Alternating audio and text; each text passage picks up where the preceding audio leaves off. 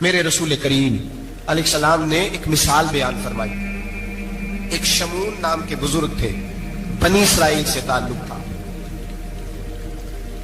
بڑی عبادت کرتے تھے، 1000 سال عبادت فرمائی، ساری رات نفل پڑھتے، سارا دن روزہ رکھتے، اور پھر روزہ رکھ کے تو کافروں سے جہاد کرتے، ساری زندگی جہاد میں گزاری، جس جنگ میں گئے اللہ نے فتح عطا فرمائی۔ یہ ذرا سوچئے کہ جس کا تذکرہ میرے نبی پاک فرما رہے ہیں وہ کتنا بڑا آدمی ہوگا۔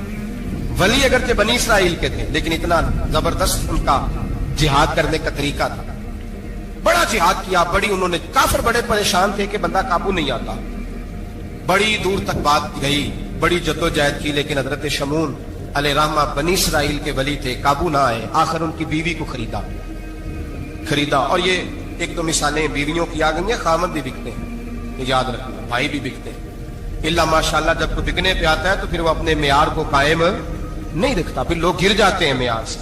بیوی کو خریدا، کہنے لگے تو نے اس کے ساتھ رہ کے کیا وقت گزارا ہے؟ کہنے لگی کوئی سکھ نہیں پایا، ایک وقت روٹی ایک وقت کی بھوک، درویشی کا درس دیتا ہے، کچھ بھی نہیں ملا۔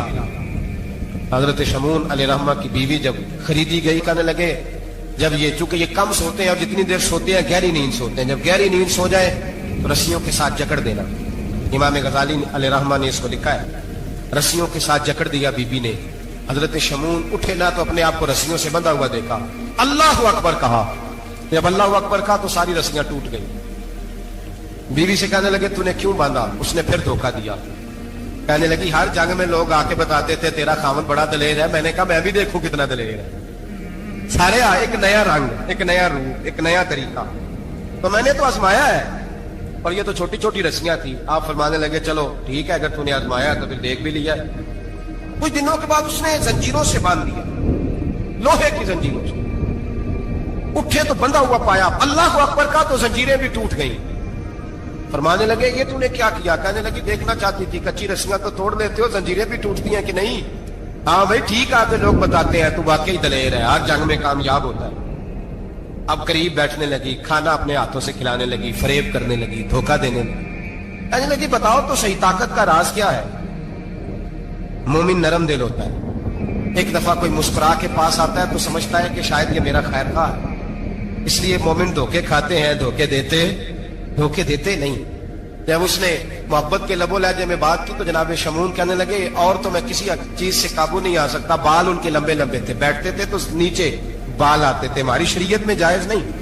نبی پاک صلی اللہ علیہ وسلم نے زلفے کانوں تک کی اجازت دی ہے، کندھوں تک کی اجازت ہے، کندھوں سے نیچے بال آئے تو حرام لکھا ہے اعلیٰ حضرت، کندھوں سے نیچے جائز نہیں۔ ان کے بال بڑے لمبے تھے، بیٹھتے تھے تو نیچے دب جاتے تھے۔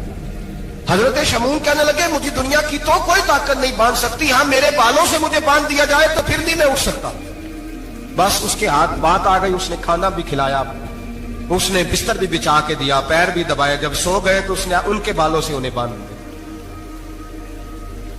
اور کافروں کو جا کے بتایا کہ آج نہیں کھول سکے گا۔ جب اٹھے تو بندھا ہوا دیکھا، بیوی کی طرف دیکھا، کہا تجھے خیال نہیں آیا کھول دے؟ کہنے لگی ساری زندگی غربت دی تو نے، یہ دیکھ مجھے ہیرے ملے ہیں، کنگن ملے ہیں، یہ دیکھ میرے کانوں میں ہیرا، سونا چاندی، ہر چیز، چل جا، تیرا کیا کرنا ہے؟ ساری رات عبادتیں، سارا دن تو ذکر فکر اور جہاد میں گزار دیتا۔ دھوکہ دیا۔ ان کافروں نے آ کے ستون کے ساتھ چارپائی اٹھائی اور ستون کے ساتھ کھڑی کی، پھر رسیوں اور زنجیروں سے باندھا۔ اللہ کے ولی کا سب سے پہلے ناک کاٹا، پھر تلوار کے ساتھ کان کاٹے، پھر آنکھیں نکالی۔ جب زبان کاٹنے لگے تو انہوں نے اللہ کو آواز دی، کہا میرے مولا میں کوئی لاوارث ہوں کہ کوئی مجھے دھوکہ دے اور اس انداز میں قتل کر دے؟ مولا میں دھوکے کھاتا رہا، میں کوئی لاوارث تو نہیں؟